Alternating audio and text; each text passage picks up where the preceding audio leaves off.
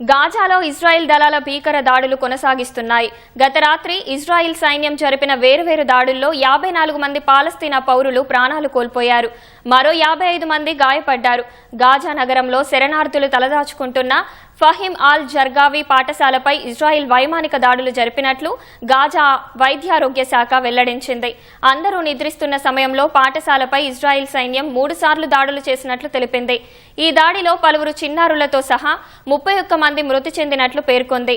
భవనంలో మంటలు చెలరేగి శరణార్థుల సామాగ్రి కాలిపోయినట్లు అధికారులు తెలిపారు. అటు ఓ నివాసిత భవనంపై జరిపిన మరో దాడిలో ఒకే కుటుంబానికి చెందిన 15 మంది మరణించారు. ఇందులో 2 చిన్నారులు, 5 మహిళలు ఉన్నారు. దరాజ్ నగరంలోని మరో పాఠశాలపై ఇజ్రాయెల్ దళాలు జరిపిన దాడుల్లో 55 మందికి పైగా పాలస్తీనా పౌరులు గాయపడినట్లు అధికారులు వెల్లడించారు. మరోవైపు పాఠశాలపై దాడిని ఇజ్రాయెల్ దళాలు సమర్థించుకున్నాయి. పాఠశాల లోపల హమాస్, ఇస్లామిక్ జిహాద్ కలిసి ఉపయోగిస్తున్న కమాండ్ కంట్రోల్ సెంటర్ను లక్ష్యంగా దాడులు చేశామని చెప్పింది. నివాసిత ప్రాంతాల్లో హమాస్ కార్యకలాపాలు నిర్వహించడమే పౌరుల మరణాలకు కారణమని ఇజ్రాయెల్ ఆరోపించింది.